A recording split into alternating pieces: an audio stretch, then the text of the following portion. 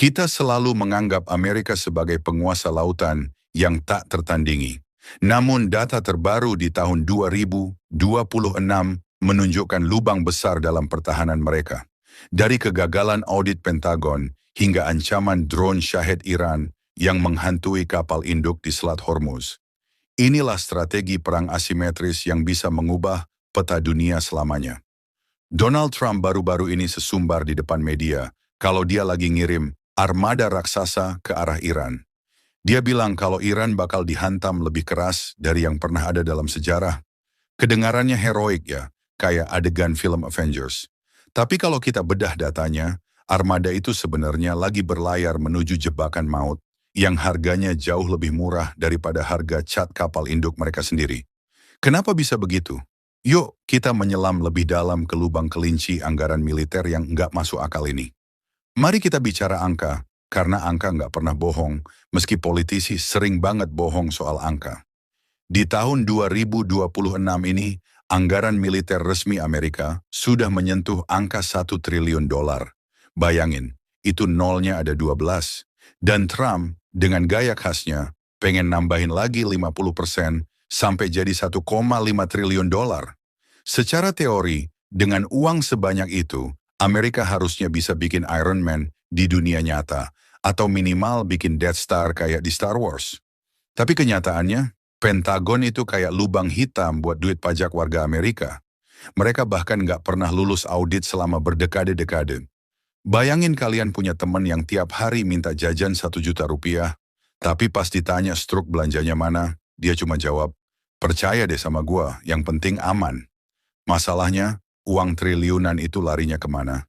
Sebagian besar lari ke sistem senjata yang terlalu canggih untuk berfungsi. Mereka bikin jet tempur F-35 yang satu unitnya seharga pulau, tapi sering dilarang terbang kalau ada petir atau kalau softwarenya lagi update. Di sisi lain, kita punya Iran, negara yang selama puluhan tahun ditekan sanksi ekonomi. Nggak boleh beli teknologi luar, tapi malah jadi kreatif gara-gara terdesak. Iran nggak mencoba bikin jet tempur yang bisa terbang ke luar angkasa.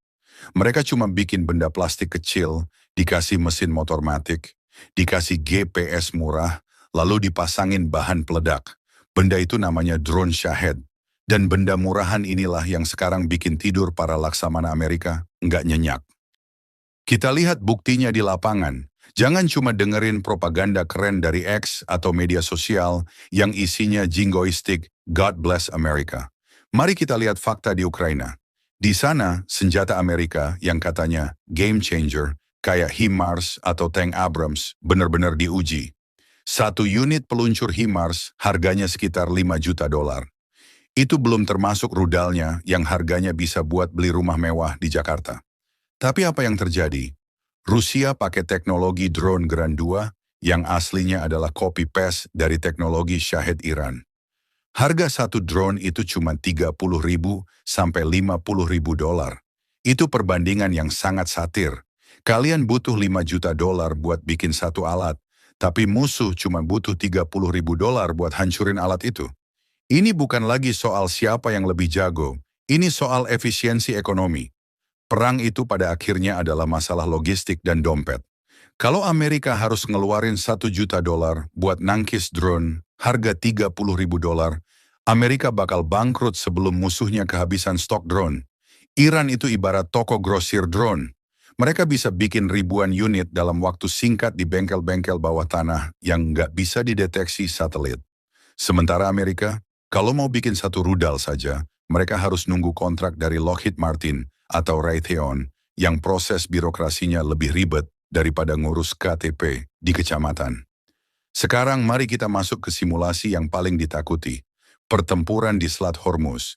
Selat ini adalah jalur nadi minyak dunia dan lebarnya sempit banget. Kapal induk Amerika yang tingginya kayak gedung 20 lantai dan panjangnya 3 kali lapangan bola harus lewat situ. Kapal ini nggak sendirian, dia dikawal sama kapal destroyer dan cruiser yang punya sistem pertahanan Aegis. Sistem ini katanya bisa ngelacak ratusan target sekaligus. Oke, hebat. Tapi bayangin kalau Iran ngirim 500 drone sekaligus. Bukan drone canggih ya, drone pelan yang suaranya kayak mesin pemotong rumput. Radar Amerika pasti lihat. Mereka panik, lalu mereka mulai nembak. Rudal Standard Missile 2 diluncurkan. Satu rudal harganya $2 juta. Untuk 500 drone, kalau tiap drone butuh satu rudal, Amerika baru saja bakar $1 miliar dalam waktu 1 jam cuma buat lawan mainan plastik. Dan ini masalahnya, jumlah lubang peluncur rudal di kapal perang itu terbatas. Begitu rudalnya habis, mereka harus balik ke pangkalan buat isi ulang. Dan proses isi ulang itu nggak bisa dilakukan di tengah laut, harus di pelabuhan khusus. Nah, di saat kapal-kapal Amerika lagi sibuk nembakin drone murahan itu, dan stok rudal mereka mulai kritis, Iran baru bakal keluarin bos yang sebenarnya. Saat pertahanan udara Amerika mulai lelah dan sibuk sama ratusan drone tadi, Iran bakal meluncurkan rudal anti kapal supersonik atau bahkan hipersonik dari berbagai arah.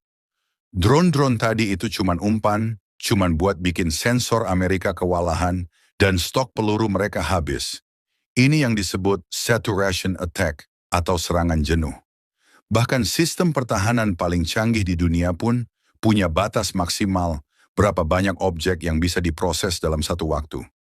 Begitu sistemnya, hang atau kehabisan amunisi, rudal supersonik Iran yang kecepatannya berkali-kali lipat, kecepatan suara bakal masuk. Kapal induk itu, meski harganya $13 miliar, tetap saja cuma tumpukan baja di atas air. Kalau kena hantam rudal tepat di bagian dek atau gudang amunisi, selesai sudah. Ini adalah mimpi buruk yang sangat nyata. Amerika terjebak dalam paradigma perang lama, di mana mereka pikir kapal besar dan senjata mahal adalah kunci kemenangan. Padahal di tahun 2026, kuantitas punya kualitasnya sendiri. 1.000 drone murah jauh lebih mematikan daripada satu jet tempur super mahal yang takut kotor. Lalu, apa yang bikin situasi ini makin satir? Amerika sebenarnya tahu mereka ketinggalan. Google AI sendiri dalam asesmen tahun 2025 dan 2026 bilang kalau militer Amerika itu punya kelemahan fatal dalam menghadapi drone dan perang modern yang cepat. Birokrasi di Pentagon itu kaku banget. Mereka lebih suka beli senjata mahal karena komisi buat para kontraktor dan lobi-lobi politiknya lebih besar. Sementara itu, Iran dan tentu saja Cina bergerak sangat lincah. Cina sekarang bahkan punya pabrik drone otomatis yang dikelola robot, bisa produksi ribuan drone per hari. Kalau Amerika berani macam-macam sama Cina di Laut Cina Selatan, skenario Selat Hormuz tadi bakal terasa kayak latihan pramuka dibandingin sama apa yang bakal dilakukan Cina.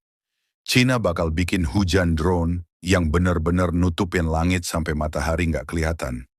Amerika mungkin punya budget $1,5 triliun, tapi kalau kapasitas produksinya lemot, uang itu cuma bakal jadi angka di atas kertas doang. Kalian nggak bisa nembakin uang kertas ke arah drone yang mau nabrak kapal kalian kan? Banyak orang Amerika yang masih sombong dan bilang, kita punya nuklir, kita punya teknologi siluman. Dengar ya, teknologi siluman itu gunanya buat nyerang, bukan buat bertahan dari serbuan drone yang datanya bisa didapat dari komponen mesin cuci. Dan soal nuklir, itu senjata bunuh diri, nggak ada yang menang kalau nuklir sudah keluar. Jadi dalam perang konvensional masa depan, Amerika benar-benar dalam posisi sulit. Mereka kayak petinju kelas berat yang badannya besar, ototnya kuat, tapi lawan yang dihadapi adalah ribuan lebah penyengat. Si petinju mungkin bisa pukul 1 atau 2 lebah, tapi sisanya bakal bikin dia bengkak dan pingsan. Strategi Iran ini sangat cerdas karena mereka memanfaatkan kelemahan utama kapitalisme militer Amerika, yaitu biaya. Iran bikin perang jadi terlalu mahal buat Amerika. Kalau tiap kali mau perang Amerika harus tekor triliunan dolar, cuman buat lawan negara yang ekonominya jauh di bawah mereka, lama-lama ekonomi Amerika sendiri yang bakal runtuh dari dalam. Itulah kenapa Trump sebenarnya cuma gertak sambal. Dia tahu kalau satu saja kapal induk Amerika tenggelam gara-gara drone harga $30.000, itu bakal jadi penghinaan terbesar dalam sejarah militer dunia. Reputasi Amerika sebagai polisi dunia bakal tamat seketika. Selain drone, Iran juga punya keunggulan geografi. Selat Hormuz itu halaman belakang mereka. Mereka punya ribuan kapal cepat yang bisa dipasangin peluncur rudal. Kapal-kapal kecil ini susah dideteksi radar karena ukurannya kecil dan mereka bisa sembunyi di balik pulau-pulau kecil atau tebing-tebing pantai.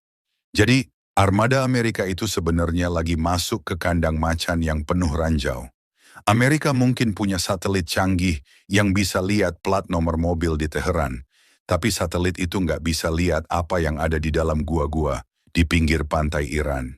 Inilah yang disebut fog of war atau kabut perang yang sesungguhnya. Amerika terlalu percaya diri sama teknologi sensor mereka, sampai mereka lupa kalau musuh punya cara-cara tradisional yang justru paling efektif buat bikin sensor itu jadi sampah. Iran sudah belajar dari kegagalan Irak dan Libya. Mereka nggak mau lawan Amerika secara simetris, satu lawan satu di lapangan terbuka. Mereka bakal tarik Amerika ke dalam perang saraf yang melelahkan, mahal dan penuh kejutan mematikan. Jadi, apa kesimpulannya? Apakah kita harus takut? Ya, kalau kalian tinggal di sekitar Selat Hormuz mungkin iya. Tapi secara global, ini adalah pelajaran berharga kalau uang bukan segalanya. Hegemoni Amerika yang selama ini kita anggap absolut, ternyata punya kaki dari tanah liat yang gampang retak. Teknologi drone Iran telah mendemokratisasi kekuatan militer.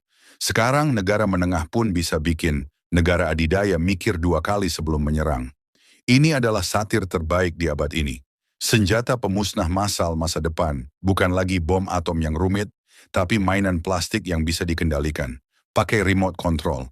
Amerika harus segera sadar dan berubah, atau mereka bakal terus-menerus bakar duit triliunan dolar cuma buat ngejar bayangan drone di langit. Jangan-jangan armada triliunan dolar yang dikirim Trump itu sebenarnya cuma paret kemewahan buat nutupin rasa takut mereka yang makin besar. Dunia sudah berubah. Ukuran senjata nggak lagi menentukan siapa yang menang, tapi kecerdikan dalam memanfaatkan teknologi murahlah yang bakal jadi penguasa baru. Amerika mungkin masih jadi raja hari ini, tapi singgasananya sudah mulai digerogoti sama rayap-rayap drone dari timur. Terima kasih sudah menyimak analisis ini sampai akhir. Nantikan analisis berikutnya. Jangan lupa like dan subscribe kalau kalian suka pembahasan seperti ini. Mari menjadi lebih cerdas tentang dunia di sekitar kita. Sampai jumpa di video berikutnya.